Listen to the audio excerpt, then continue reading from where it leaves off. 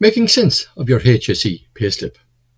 Hi, this is Padraig here from the Facebook group and social media platform for all PAYE workers, including those in the HSE, to ask and get answers to their questions. The group is called Payroll Matters in Ireland and new members are always welcome.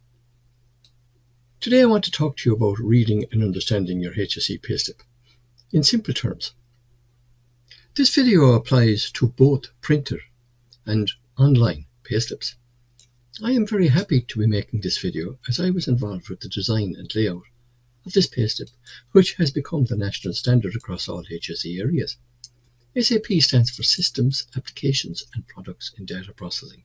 SAP is one of the leading producers of software for the management of business processes. SAP HR Payroll is a software package being rolled out nationally across the HSE.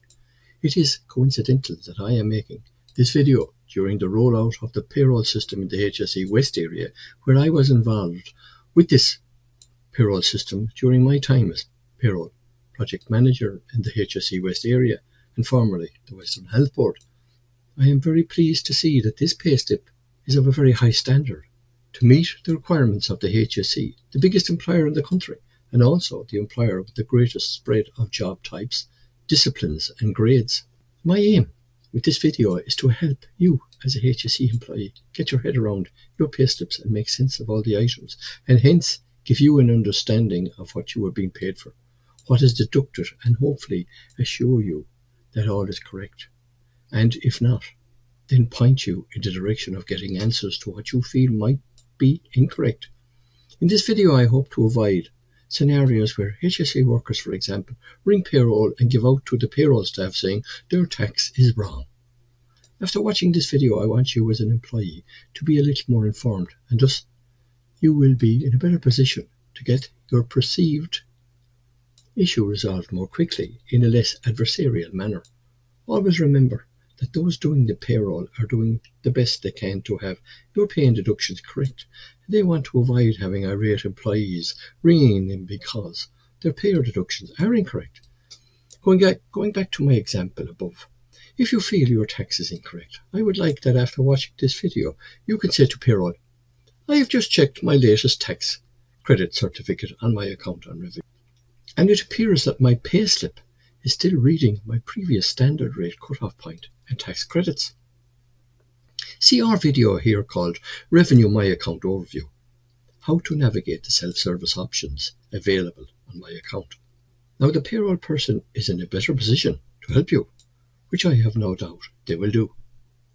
The good thing about making a video like this one is that there is now a high quality standard layout for payslips across all HSE areas. When I say standard, I mean the layout and the item and the description of items are standard. This does not mean they are all easy to understand. Given that the HSE is the largest employer in the country, with the greatest spread of job titles spread over many disciplines like medical and dental, nursing and allied, administration, maintenance and technical, support services, etc., it is no wonder that the payslip is a little more difficult to get your head around than most other payslips. Across the top, your master file and personal details appear. Details like name, RSI number, job details, etc. I'm only going to tell you about the ones you need to know a little more about. A PPS number Ireland, a Personal Public Services PPS number, is a unique identifier used by statutory bodies for tax purposes and when people need to access social welfare benefits and public services in Ireland. Other previous names were pay-related social insurance number, PRSI number, social insurance number, revenue and social insurance number, RSI number. If you have a PPS number, it is great. If you don't have a PPS number shown, you need to inform your HR department of your PPS number if you have one. If you do not have a PPS number, you need to apply for one. If this is your first employment, you need to register your employment with revenue. We have a step-by-step video here on our channel called How to Register Your First Employment. See both our videos on this channel on how to do these actions on Revenue My Account. How to register for a Revenue My Account, how to register your first job on Revenue, your employer's name and registration number. The HSE area and name appear here, but the employer registration number is not shown. The one time when this would be useful to know is when you start your first employment with the HSE and you need to register for the first employment with revenue. Before you can register your job with revenue, you need your personal public services number, your PPSN, your employer's registered number, your ERN, the start date of your employment, your employee number shown here as personnel number, and your payroll area as shown here. We have put this table together to help you understand the employer descriptions as now appear on your payslip. At the moment, some of these descriptions may appear confusing. These are because of legacy issues with revenue and the former Health Board employer registration numbers. These will be ironed out as time goes on. Until that happens, remember that if you leave one of these areas on a transfer or get a job in a different area within the HSE, you must go through the revenue process of changing jobs. See our video here on how to do this, changing jobs on Revenue My Account and avoiding or reducing length of time on emergency tax. Here at Payroll Matters in Ireland, we believe that the issue of having different revenue employer registered numbers will get attended to sooner rather than later, as it has a major adverse effect on the PAYE deductions for NCHDs every 6 months when they move around the country within the HSE. Pay frequency. Pay frequency defines how often you as a HSE employer is paid.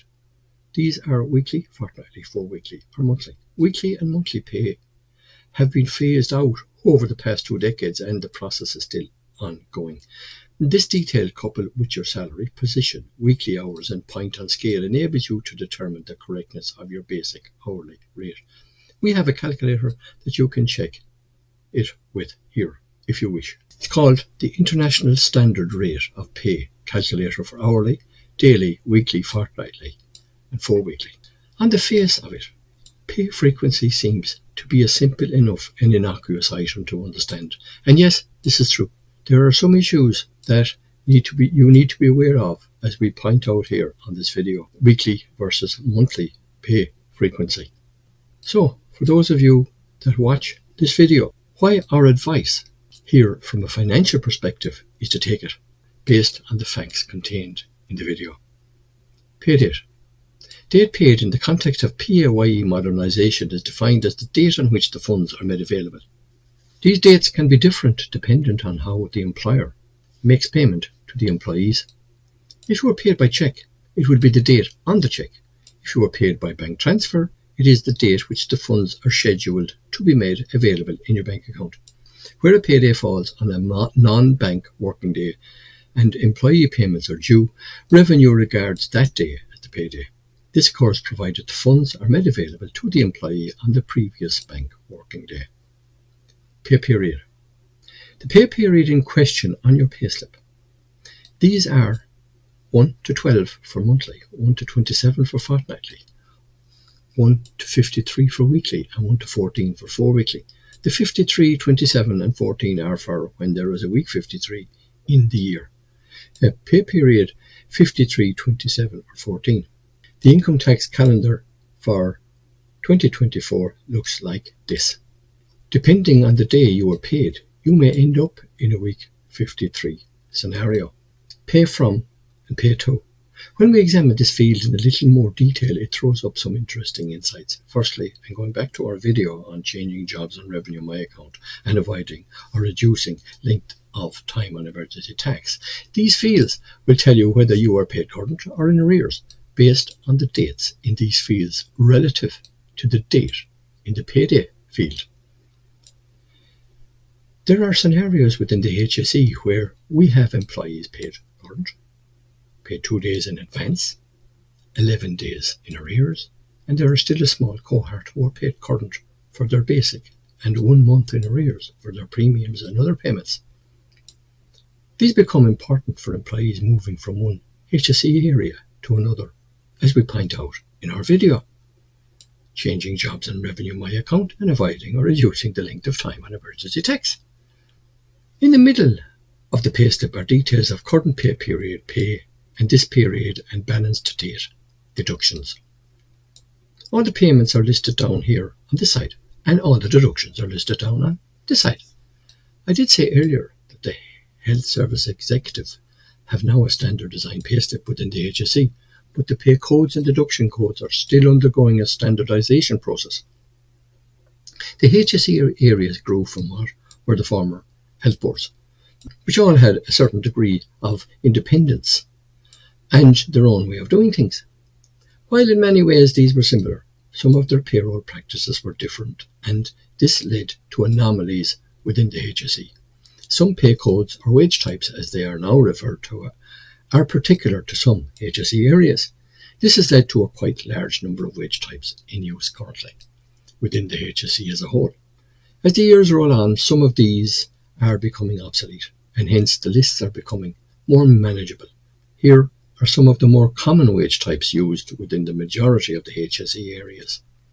We at Payroll Matters in Ireland have gathered these from payslips some of our members sent to us.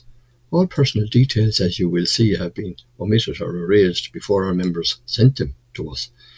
It has to be said that despite the large number of wage types, the description on the payslip together with the other details on the payslip are very good, once you as employees know what they mean. Down along here are the pay items, and next to them are the unit amounts. So if it's hours, it gives you the number, or if it's something like a Saturday allowance, it will give you the number. The next column here is T/N, which means if the payment is liable for income tax or not. While most payments are liable for income tax, here are some like this one, which is non-taxable and denoted by N. We will come back to this again in a little while. The euro value is given in the next column. The difference between basic pay and gross pay or total pay is additional pay like overtime, extra duty, premium pay, etc. Basic pay, this is your salary, not including extra payment types, for example, overtime. And gross pay, this is also called your total pay before any money is deducted, such as tax, HSE, PSI, or pension contributions. So total pay is the total amount a person is paid before any deductions are made, and includes wages, basic salary, premium payments, allowances, and any shift premium, overtime, etc. Overtime is work done outside normal working hours. The HSE pay employees higher rates of pay for overtime, as outlined in their terms and conditions of employment. The HSE contract of employment states whether one is required to work overtime and sets out the rates of pay where one is to be paid for it. Premium pay. If an employee works at night, on Sunday, or other unsocial hours, they are entitled to extra pay as set out in their terms and conditions of employment. Public holiday pay. When a person meets the criteria for a public holiday entitlement, they may be paid for the day in accordance with their agreed rates, and this may be shown as P/Hol on their payslip. Net pay. Net pay is the take-home pay an employee receives after payroll deductions. One can calculate net pay by subtracting deductions from the gross pay. Net income is the money taken home after all taxes and voluntary contributions have been deducted from your gross salary. The total amount of pay after tax, PSI and universal social charge, HSE, and other deductions are made from total gross pay is net take-home pay. Your net pay, as used in our calculators, is your total take-home pay after all taxes and other statutory deductions are made, as there is no facility in the calculators to account for voluntary deductions. Deductions from your pay. Your employer is allowed to deduct money from your wages if the deduction is required by law, such as tax, HSE, POI, and social insurance, pay-related social insurance, PSI. Your contract may say, for example, your employer can deduct your occupational pension contributions. Your employer can make a deduction if they are taking back an overpayment of wages or expenses. In cases where you have given your written consent, for example, for a trade union subscription or deductions for uniforms, a deduction is required by a court order, for example, an attachment of earnings order in a family law case. You have not worked due to strike or industrial action. Note that, as with the deduction section here, that the Irish term is also used, as it is with the payments items column. Current period pay deductions. The difference between total gross pay and net pay is withheld deductions, as we mentioned earlier. Payroll deductions are amounts withheld from an employee's pay each pay period. They are both statutory and voluntary deductions. Income tax, USC, and PRSI are statutory deductions and are required by law. PRSI is technically not a tax because social insurance contributions are paid to the Social Insurance Fund to provide the contributory state pension and other entitlements. I'm not going to go into all the mathematical calculations for determining your tax PRSI and USC, as we have easy to use calculators for doing that, and I will show you during the video where to locate them. One of them is here. It's called Year-to-Date Cumulative Income Tax and Universal Social Charge, USC calculator. Voluntary deductions. Along with the statutory deductions are also several voluntary deductions. As I mentioned earlier, some of these voluntary deductions may be specific to a particular HSE area. And the next column here gives the value of the deduction. Voluntary deductions include health, life insurance, unions, etc. Voluntary deductions may be revenue approved and not included in taxable pay, or taxable deductions which are not taken off gross prior to tax calculations, as denoted by the G/N on your payslip. The next column is the G/N column, which means that the deduction either comes off the gross pay before tax or it comes off the net pay.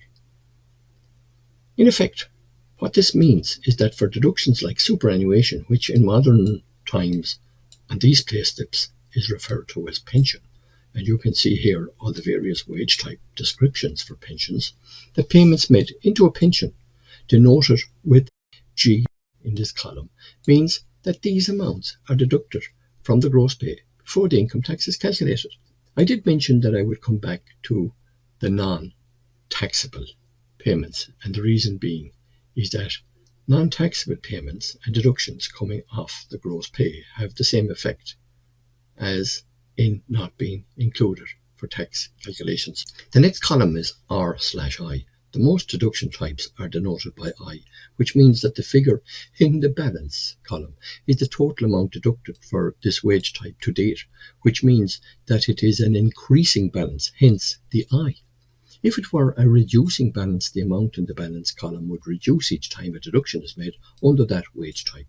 An example of a reducing balance wage type would be a VHI. On this row here is given your total payment and total deductions, and net pay is total payments less total deductions.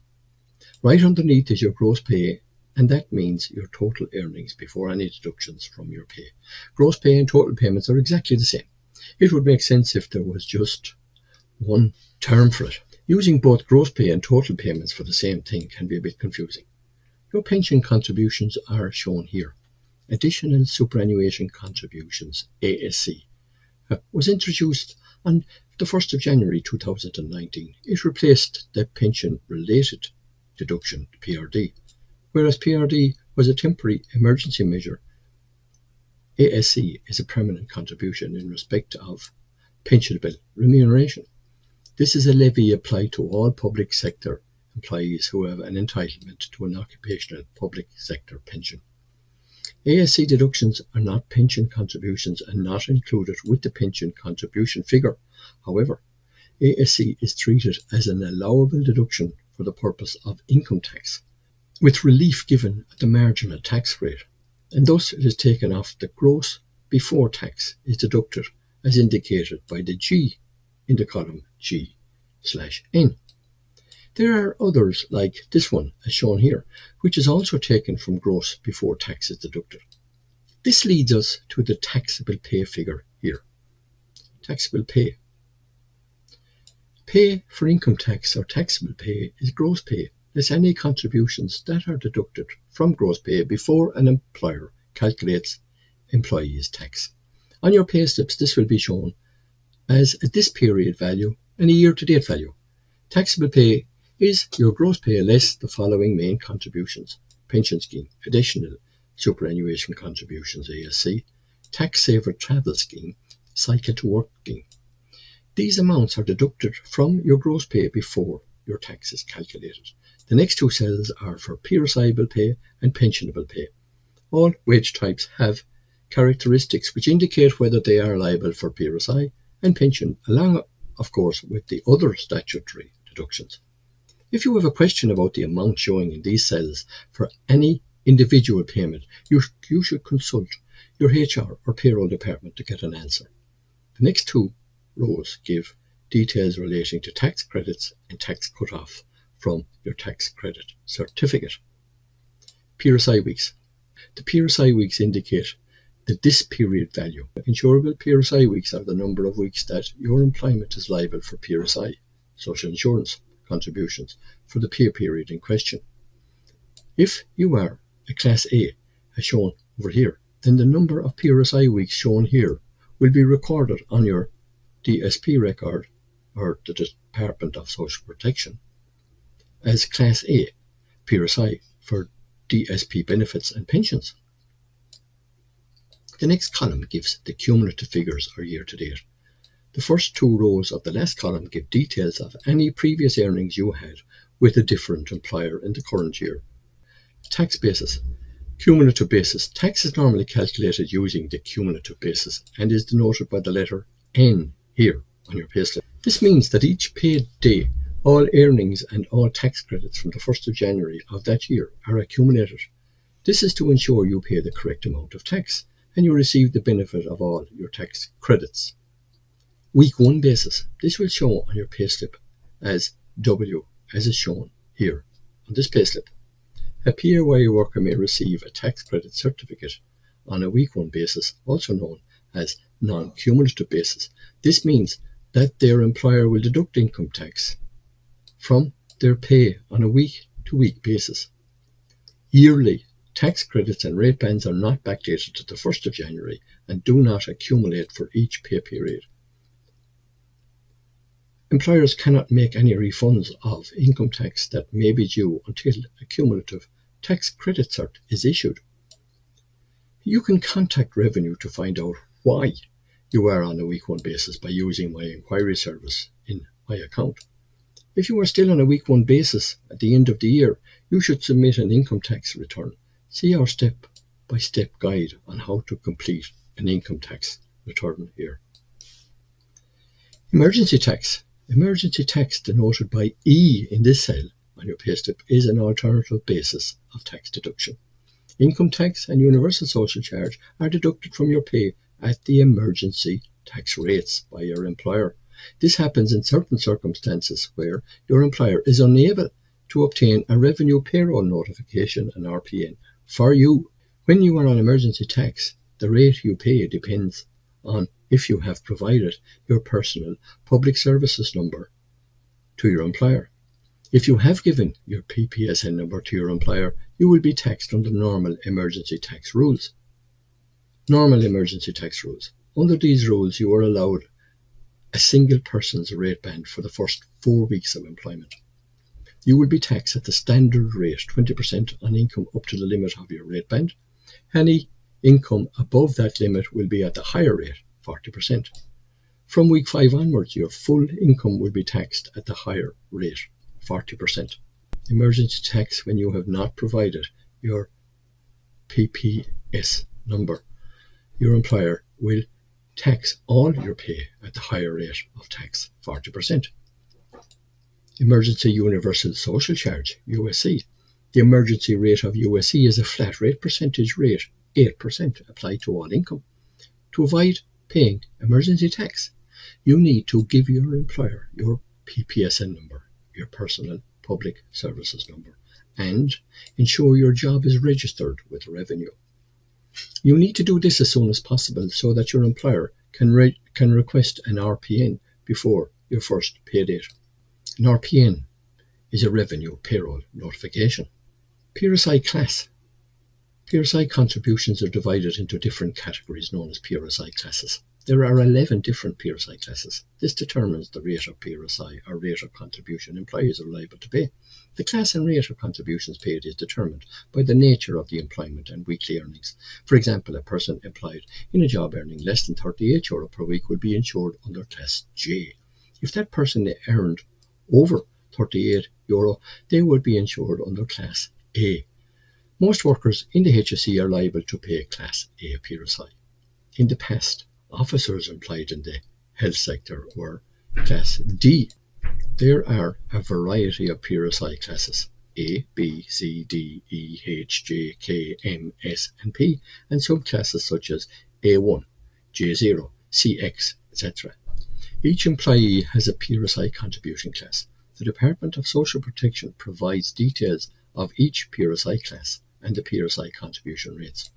The class of PRSI paid determines the social welfare benefits for which a person may qualify. The range of benefits includes the likes of the state contributory pension, job seekers benefit, maternity benefit and illness benefit. An entitlement to a benefit is dependent on a person's meeting specific criteria. PRSI subclass. Each PRSI class is in turn divided into different subclasses. So, for instance, you could have A0, AX, AL or A1. These subclasses do not affect entitlements under the social insurance system. They only relate to the amount of PRSI which employees on or their employers must pay. The subclass, that is the number or letter after the main class, does not affect your social welfare or social protection benefits. You do not have to be concerned about these subclasses, as our calculators determine this for you. Tax cut-off point. I said earlier I would return to give more details on some figures. Tax rate band is shown as tax cut-off on your payslip. The amount earned each time a person is paid before you must pay the higher rate of tax. Every time a person is paid, they pay tax at the standard rate of tax up to what is referred to as their standard rate cut-off point, or SRCOP. A standard rate band is the amount of income which would be taxed at a particular percentage rate. The current 2024 tax rates are 20% and 40%. A portion of income is taxed at 20% and the remainder will be taxed at 40%. So, in brief, your tax cut-off is the amount you can earn before you start paying the higher rate of tax. Learn more about how your income tax is calculated and explained in detail using simple terms for all PAYE workers to understand on our video called the PAYE System for Workers. Tax credits. Tax credits reduce the amount of tax you pay. Everyone is entitled to tax credits based on their personal circumstances. For example, if they are married, or in a civil partnership, or are a PAYE employee, etc. Tax credits are allocated each year and tax is calculated as a percentage of a person's income. Tax credits are deducted from this to give the amount of tax a person will pay. Any unused credits are forwarded to the next pay period. For PAYE workers with tax credit certs issued on a cumulative basis. Tax credits carried forward will reduce the tax by the amount of the credit in the next pay period. Pay-related social insurance.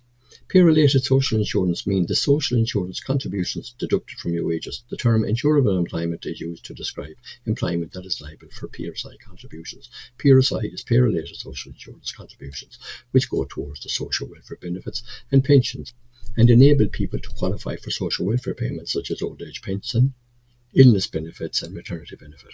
Revenue collects PRSI contributions in most cases through the PAYE or pay-as-you-earn income tax system. Employees PRSI. Employees PRSI, as you might see on your payslip, EE, PRSI, CTRB is your pay-related social insurance, also called your social insurance contributions. EE means that it is paid by the employee. Universal Social Charge. Universal Social Charge is a tax that has replaced the income levy and health levy. You will see as a tax payable on total income. But there are some types of incomes that are exempt. Universal Social Charge is a tax you pay if your gross income is more than €13,000 a year. All payments from the Department of Social Protection are excluded from gross pay for USC purposes. USC is at the standard rate or the reduced rate depending on one's circumstances. If a person's circumstances change, for example, being granted a medical card, revenue must be contacted as there is a reduced rate of USC for medical card holders and only revenue can apply it to people's tax certificates. Questions? If you have any questions about your payslip not answered here, you should contact the HR or payroll section of your HSE area. Mistakes on your payslip. If you think your pay is wrong, speak to your line manager, HR or payroll department first to try to sort out the problem informally. Ask them to explain anything you don't understand on your payslip or why you have not been paid. You can also ask the question on the Facebook group Payroll Matters in Ireland. Your employer is allowed to make a mistake or forget to include something on your payslip once they can show it was unintentional or because of an administrative error. If you have been overpaid by mistake, your employer will usually take back the extra money in your next payment. Overpayments and underpayments. Although controls and procedures are in place to avoid incorrect salary payments, employees may occasionally receive an overpayment or underpayment of salary. All staff members are obliged to notify payroll if it is believed that they have been overpaid or underpaid for any reason. It is HSE policy to correct these errors as soon as possible. The Payment of Wages Act 1991, Section 5, Paragraph 5, affords an employer a legal right to recover any overpayment of wages, allowances or expenses from the wages of employees. Disputes. If there is a dispute in relation to an underpayment or overpayment, employees have recourse as set out within the HSE grievance procedures. While the employee is engaging in this process, no deductions will be made. How to make a complaint. If you still have a complaint about your payslip that you cannot sort out with your employer, you can make a complaint to the Workplace Relations Commission, the WRC, using their online complaint forum. You must make your complaint within 6 months of the date of the issue. The time limit can be extended for a further 6 months, but only if there is a reasonable cause for the delay. Don't forget to hit that subscribe button to keep up to date with Payroll Matters in Ireland. Thank you for watching, and I will see you the next time.